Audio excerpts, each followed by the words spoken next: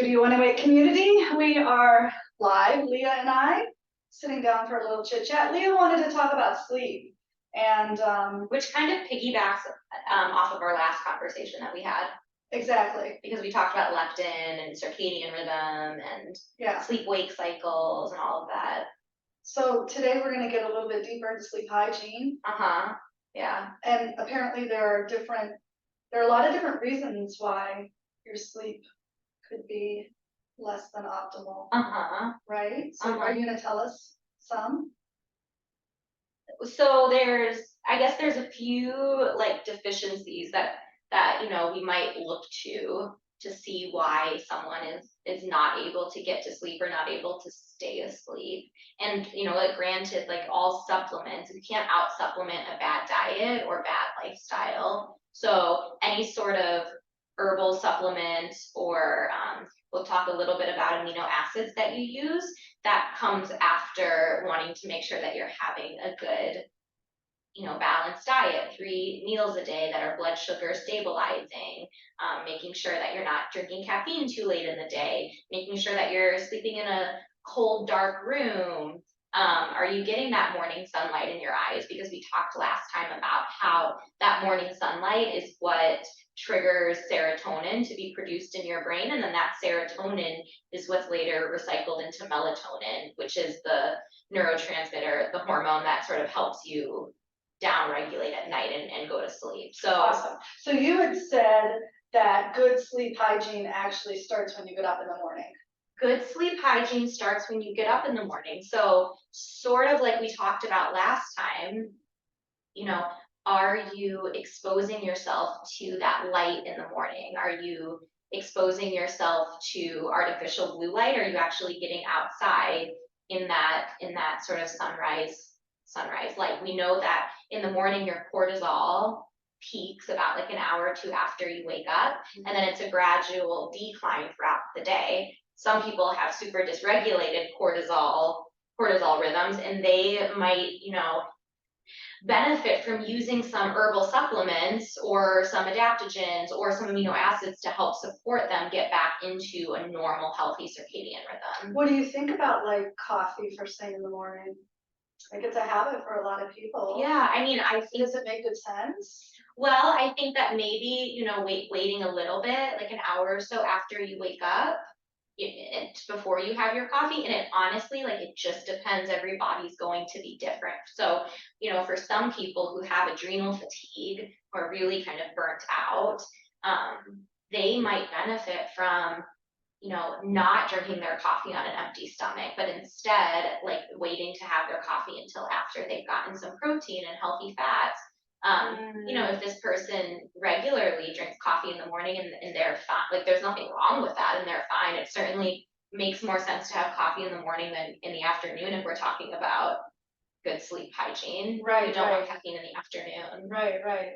I was just thinking, because you mentioned that your cortisol levels peak an hour after, that maybe if we didn't have coffee right away, you'd actually end up rebounding into your more wakeful state without it. So definitely like drinking water first thing in the morning. Gotcha. And kind of easing into your day follows more of a natural circadian rhythm than waking up and doing right away a high intensity workout at 5 a.m. Like if we're thinking about optimizing our circadian rhythm, which we want to think about if we're talking about optimizing sleep, you don't want to wake up and go right into a HIIT workout. Right. If that works for you, great, it might work for you. But if we're really talking about, if we're struggling with these issues of sleep and chronic stress and feeling really edgy and anxious and some hormonal imbalances, and you are currently getting up at 5 a.m. to do a HIIT workout, maybe that is making it worse. Yeah.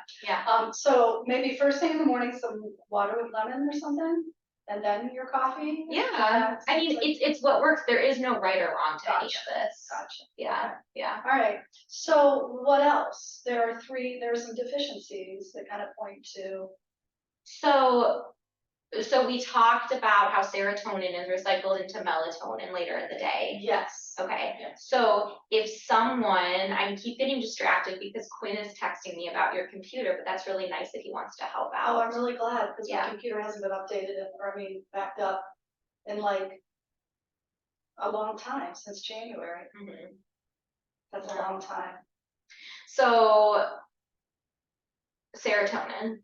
Yeah. Serotonin is a neurotransmitter. We know that if there are deficiencies in this neurotransmitter, you know, there might be some difficulty in falling asleep. Someone might have like night owl syndrome.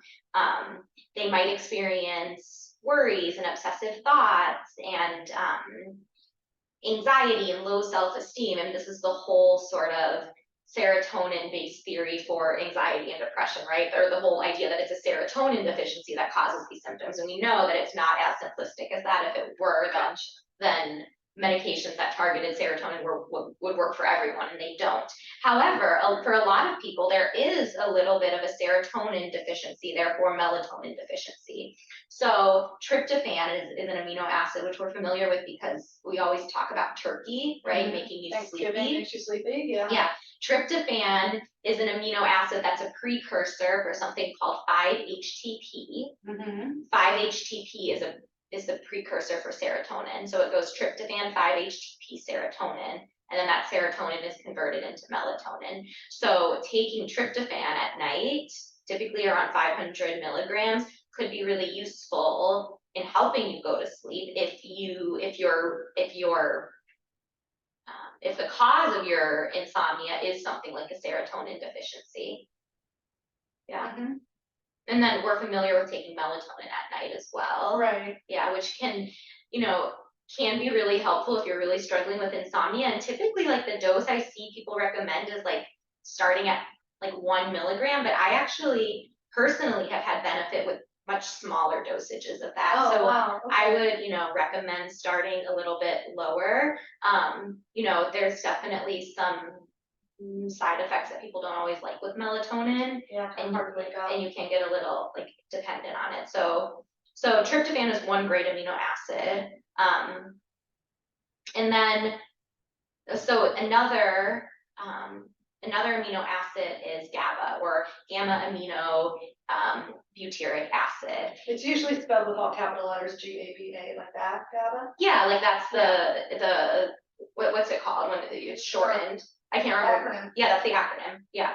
So this is one of the brain's primary inhibitory neurotransmitters. So it calms the nervous system. So it neutralizes adrenaline. And this GABA deficiency can accompany a serotonin or melatonin deficiency, or it can just cause sleep problems on its own. So it could be related to melatonin, serotonin, or it could cause sleep problems. And we really don't always know.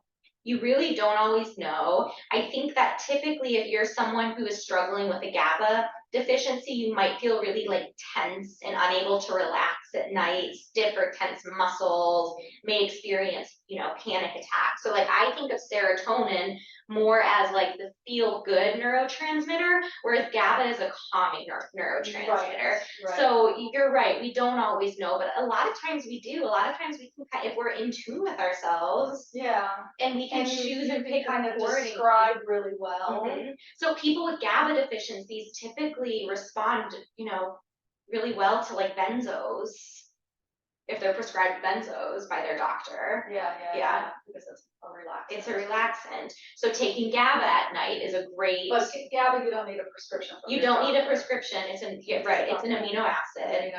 They're pretty affordable. And again, we want to talk about getting these amino acids from the foods that we're eating. Ideally, we're going to be eating like raw egg yolks and beef and chicken livers and grass-fed meat. And if you're not eating those foods, then you're going to be eating leafy greens and legumes and a substantial and diverse amount of plant proteins, so that you can get these essential amino acids. Right. So supplementing with GABA, I've seen to be really helpful for me personally in helping with sleep. L-theanine is another calming relaxin compound, and L-theanine is something that's found in green tea, which is why when you drink something like matcha in the afternoons, it doesn't rev you up the same way that coffee would. But when I go to Starbucks and I get a matcha, all I taste is sugar, and then I'm feeling like, No, that's probably it's not so good. So what are right. you talking about? Well, everyone knows that my favorite matcha is the Storehouse tea. I really like Storehouse tea Yeah, matcha. that's what we have out there. And they're Is that what I local, have? yeah, they're local from Cleveland. If you know of anyone else in Cleveland that does that sells matcha, like I love supporting local brands. Okay, so Storehouse Tea sells a matcha, and when I brew it, it's not creamy and frothy with somebody. So but what it's not I a little usually sugar, so what do you do is I do the hot water, a little bit of hot water, and then you mix it in. You could use a milk frother or one of those wooden little whisks, right? And then you'll steam. Like your almond You milk? keep yawning. Am I that boring? No, I'm just I feel like you're gonna put you to sleep. I know. It's not so interesting. It is, but you're talking about sleep, and it's such a good idea. I feel like I could just take a nap or So, and then you froth your whatever milk you're using, and then you pour it in. It's delicious. oat milk. Yeah. Something. Well, if you're doing oat milk, Yeah. you can do Whatever. organic milk. You can do almond milk. Yeah. All right. Yeah. So we talked a little bit about serotonin and melatonin. Okay, so then maybe too, part of the like activated buzz that I get from a Starbucks matcha is all the sugar Oh yeah, it's the sugar and the caffeine. and the caffeine. And the caffeine, right. Okay. Whereas if you're creating your own matcha at home, Right. you can put in, I brew it with a tea bag. well, matcha's usually powder. Matcha comes in a That's a powder green form. powder. Yeah, Okay. yeah. So if you're not gonna put in a ton of added sugars, you'll add in some healthy fat, maybe a little scoop of coconut butter. You're getting that natural L-theanine. MCT oil. You can use MCT oil. Matcha also has this compound called EGCG, which is a really it's a really potent antioxidant, and you can actually increase the absorption of that EGCG by adding some lemon, which is a little hot tip. But that's Wow. So now we have to get some matcha to sell here because this is really gonna be yummy. I love, yeah. So so matcha's great. You can put it in your little but you cups, can your little also, teacups, your little or you can just supplement with L-theanine Okay. too and not get the caffeine. And Okay. granted, and we'll talk a little bit about herbs in some ways that you can get these compounds in your diet without buying a supplement. It's not about buying the supplement. I just geek out on it. I think it's interesting, and I feel like this is stuff that we should know. And if you are really struggling with insomnia, it might be worth seeing about getting a supplement. Yeah, and I feel like there's a lot we can do before going to pharmaceuticals. Like are there things. I mean, so first, like level 1 is going to be, am I drinking filtered water? Am I getting, like a super diverse diet? Am I, getting food that was grown local, so it hasn't been depleted yet of some of the nutrients? Has it been grown in good soil? Like all of this is right. hard. So supplements are just kind of a way to, until we get to the place where we're all growing our own food in our backyard, supplements are like a good bridge. Okay. So the third common way or the reason why people may struggle with insomnia is that cortisol dysregulation. So we talked about cortisol, right? Yeah.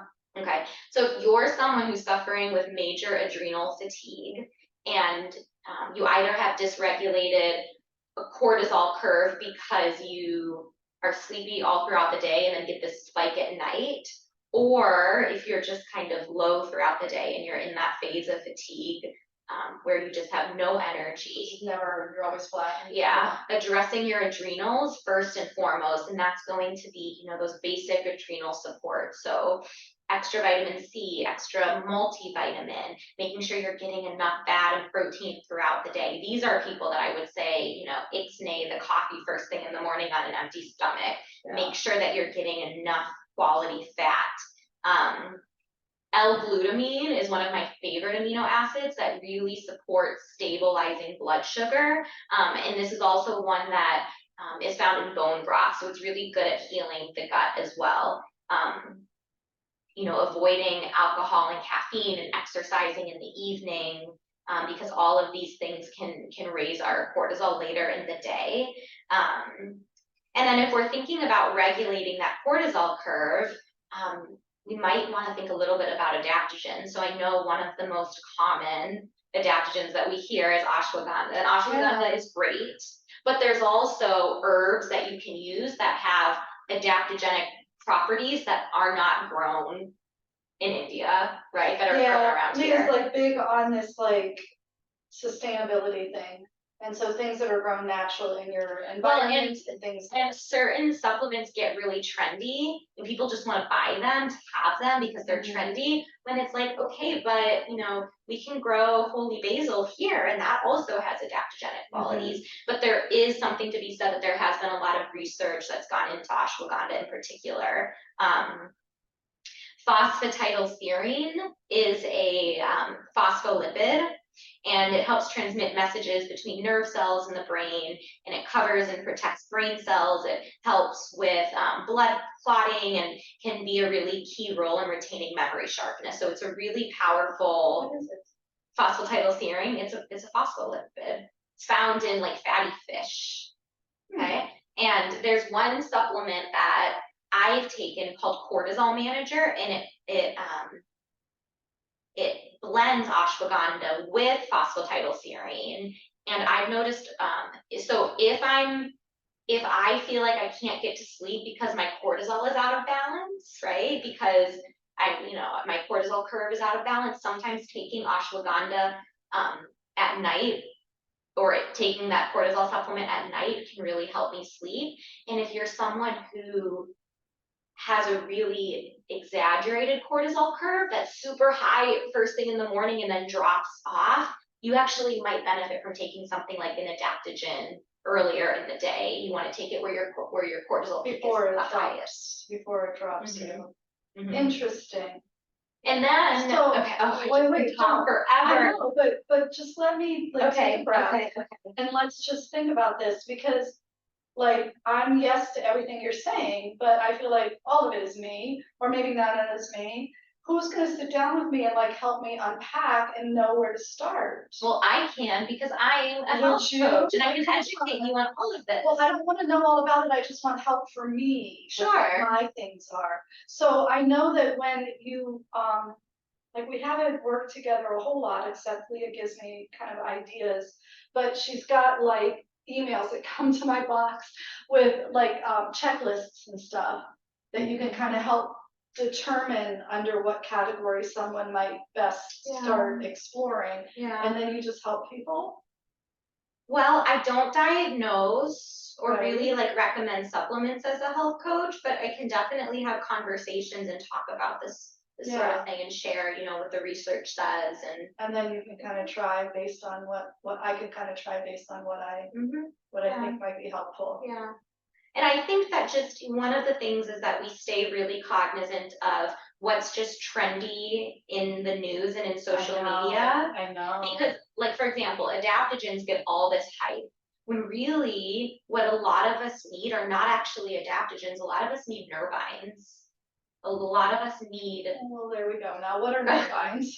Oh my God. Nervines are herbs that support the nervous system. Oh. So we talked about, right, all these amino acids. These amino acids. You guys, I'm the one that just does whatever's trending. It's like they're talking about it on social media. I have to buy it. So the amino acids are made in a factory, right? What about nervines? Okay, so nervines are herbs. So nervines, so they're herbs and they're grown from the land. And a lot of these herbs can be precursors to our body's natural ability to create amino acids. Yes. So again, there isn't good or bad, but remembering okay, I can supplement with an herb and a plant. I can supplement with an amino acid. One's made in a factory, one's grown from the ground. Maybe if you're really struggling with these things, you kind of want to go into more of like the heavy lifters, right? The concentrated supplement. Maybe you want to explore with the, what was kind of naturally from the earth first. Well, in my garden, I have basil and oregano. Okay. So those. I think, my basil is kind of done, but like I was telling Bill, I'm gonna pluck all those little oregano leaves and dry them and crumble them, and we'll have dried oregano, delicious. And now I'm getting nervines. So you can grow lavender, you can grow skullcap. Skullcap is super nourishing to the nervous system and really good at relieving So what, start with tension. oregano, what does oregano do? So oregano, Oregano. well, oregano is an edible. Oregano is more of, I know oregano is more of like an edible herb, but I know there's medicinal qualities, but I'm gonna have to Google them Oh, well, because never mind. It's okay. we're not talking about that Because we're not today. talking about We're that talking today. about nervine, so All right, yeah, so. oregano is not one of the Well, ones that I think when I think about nervine. That's why I put it in my garden, because, you know, but, okay. So we're thinking about lavender. We know lavender is super calming, can be used as, you know, as an aromatherapy. We know chamomile is a beautiful tea to drink at night. Lemon balm is almost this like sunshine in plant form. So it's really good for nervous system exhaustion and gloom and restlessness. I'm gonna write that one down, lemon balm. Lemon balm, and you can buy these as blends, or you can create these as blends. You can go and buy I'm gonna buy them because I don't have time to grow them in my garden. Well, I think that you can buy them as their dried flower form, and you can create your own blends, like a beautiful blend of lavender and chamomile and rose petals and some lemon balm. You can, a lot of times, if you go to the health food store, someone, you know, they have these tea blends that are pre-made. Oat tops is a very gentle tonic herb that helps support the nervous system. Whenever you ask herbalists about powerful nervines, they'll often say oat tops, and those can be grown locally too.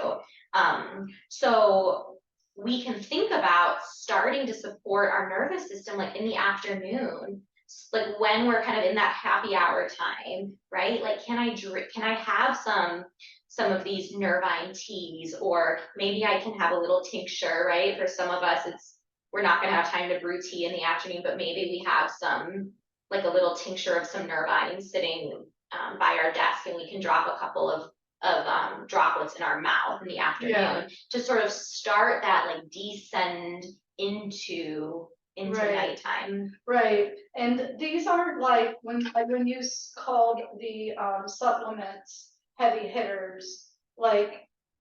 Well, there's another class of herbs. I think that's a good thing to think about, is just like appreciating the subtle adjustments we can make. Well, and then there's another class of herbs called sedatives or like hypnotics. And these herbs would be ones that you would want to take right before bed because they're going to have more of a tranquilizing effect that starts to slow down the brain's activity. And they, you know, so they suppress your central nervous system.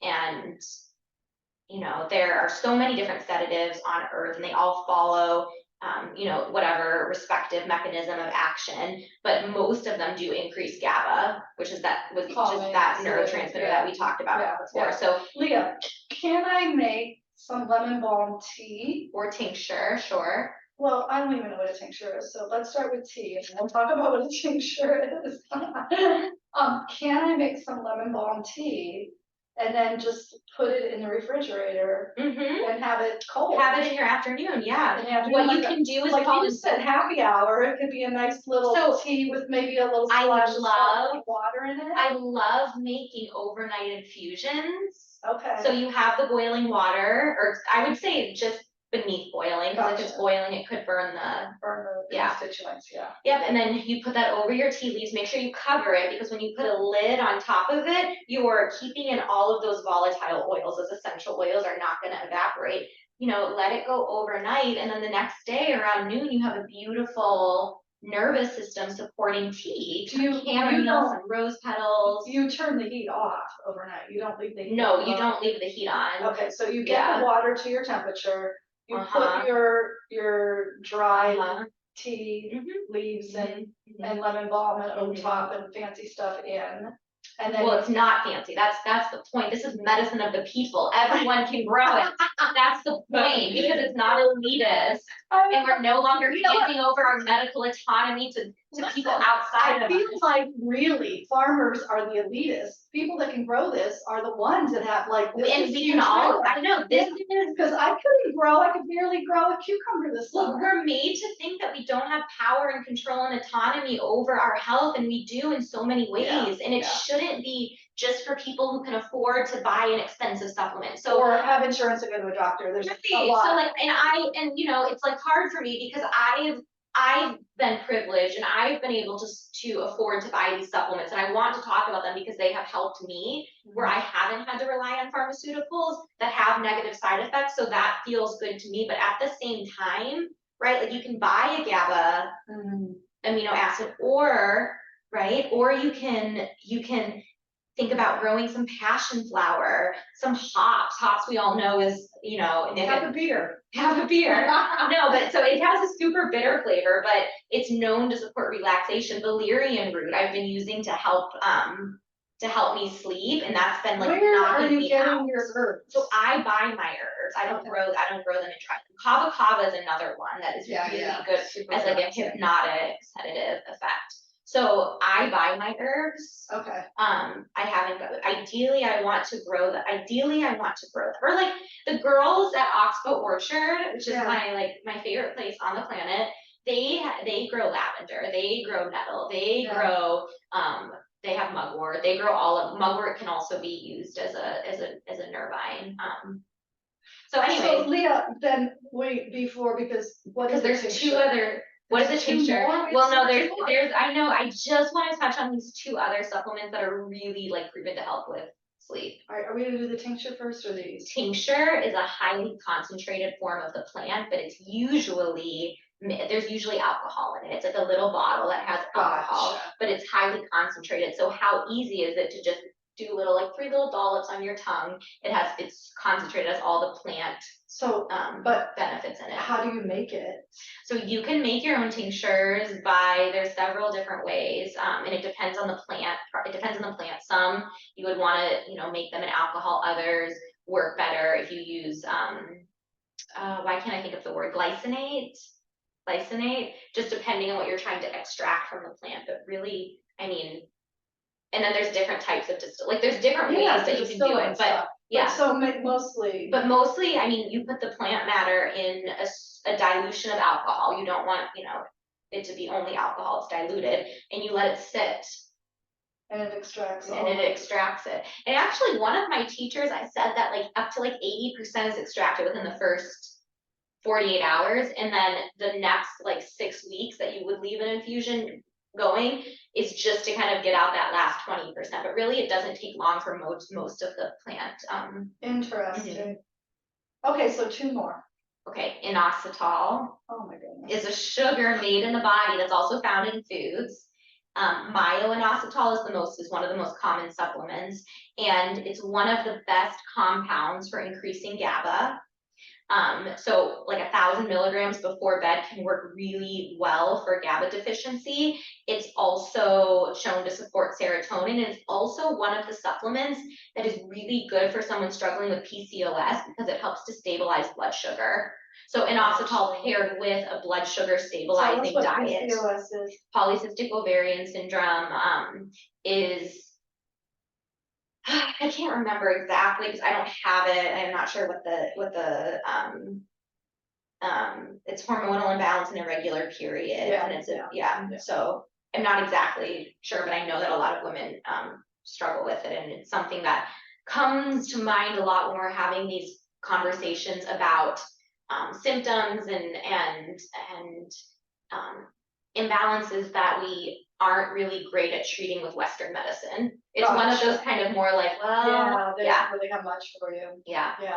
So we talked a little bit about adaptogens. So we all know mushrooms like cordyceps, Schisandra berries is one that's been really good to help with stress. It calms the mind and quiets the spirit. But the last one I want to say is magnesium for sleep, for constipation, specifically magnesium glycinate, 400 milligrams. That's not a starting dose, but that is if you're really struggling with constipation, and sleep. They've done studies on 400 milligrams. So I take magnesium glycinate every night. Magnesium is something that is very easily found in food, very easily. However, due to modern day farming practices, a lot of our food is depleted of it. So, again, none of these are musts. These are things that I have found because I don't feel like I had a body that was easy to live with. Yeah, it's been sensitive. But I love talking about, herbs have changed my life. you know, I use these to help myself in regulating my nervous system and getting adequate sleep and keeping cravings under control. Like I use L-glutamine daily, probably in the afternoons when I get sugar and carb cravings, to help support my blood sugar. You know, so that's why I'm so passionate about this. I love it. Did you learn something? Did I just, Oh my did I gosh. talk too much? It's a lot of information, but see, what is so beneficial to me is hearing it from you over and over, because I'm getting more and more. And also, you guys capture the big idea, like just capture the big idea that there are solutions that are really easy to access, and then ask questions, ask Leah questions and reach out. The functional medicine health coaching consultations are free. And then, Yeah, I do 30-minute consultations to see a functional medicine if the coaching would be right for you. And I mean, really what it is it's, and I try to be real. I try to give my clients as much as I can. So I'm constantly responding to their messages in between. You get access to this app where you can access me at any point in time. Yeah. Even if I'm dying, I'll respond. I'll respond during a date. I don't know. Everybody like responds. No, yeah, but for sure. It is, yeah, for sure. And then you have someone who can give you some guidance. But yeah, and I wrote down lemon balm because I think that might be the one I'm gonna try. Sometimes you just hear one and you're like, that resonates with me. Exactly. And that's what you have to do. So hopefully everyone had something that kind of sticks out from our talk today that they can help. All right. So there's one more thing. I am still looking. Is Leah still single? She is still looking. Just putting it out there. It's good to cover all the bases. My number is 216-210. And she is doing a meal prep workshop. I'm doing a meal prep workshop the second weekend, I think in August. I think it's the 13th. So we are going to be, it's going to be a demo. So I'll be cooking and we'll be chatting, and it's all just like tips and tricks that I've learned to help me meal prep and keep my diet balanced and healthy throughout the week. And I think that's really important for sleep too. It's like all of these things, right? You have to be planful and intentional. None of this happens by the fly. None of this happens overnight. It doesn't happen overnight, and it doesn't happen all at once. Do you like that I said that? Because I said I know, you're a pun. It's a pun. You know what really grinds my gears, like this no plastic other, lavender is people that use fake plants. I know. So she's like pointing out, if you're just listening, I have a really beautiful vase on the table here, and it was gifted to me with this plastic lavender, which is a disappointment. Which looks like it was bought at the Dollar Tree, and it's plastic and it's killing our environment. You know, someone really sweet gave this to me. So oh, I love that person. I know you love this person that gave this to me, but yes, you're right. I need to get real lavender. No, they gave it to you because the vase is beautiful. The vase is beautiful. I know, and I love whoever gave it to you, and I'm sorry, and it's not you. You didn't create the plastic problem in our planet. But yeah, it would look much prettier with some dried lavender in it. Yeah. ISO dried lavender. Okay. And let's just be a little bit more cognizant of using less plastic. Okay. In general. Yeah, I can fly with that. Okay. Anything else, Leah? Well, it's just yeah. In fact, yeah. Are we still using disposable plastic bags? Right, I know. They sell them even at Heinen's, the reusable ones that are more are we using glass? Yeah, glass is better. You don't want your food to touch plastic. I know, and look, I do it too. I'm such a hypocrite, but we're working on it. We're working on it. We're practicing it. Yeah. Taking baby steps. Anyway, so thank you everyone for tuning in. I love you all. So sleep hygiene, a lot of herbal ideas, some amino acids. Yeah, and eat your protein, you guys. Are you eating like 20 to 30 grams of protein at breakfast? Maybe not. Not everyone has to. That's not like that's not going to work for everyone. But more protein than you think. Yeah, more protein. Yeah. I feel a lot better since you told me that, and I eat protein through the day. Yeah, protein's great. Okay. Toodles, blessings. Toodles. Thank you for following. Do the clicking, like, share, and all that stuff. And namaste.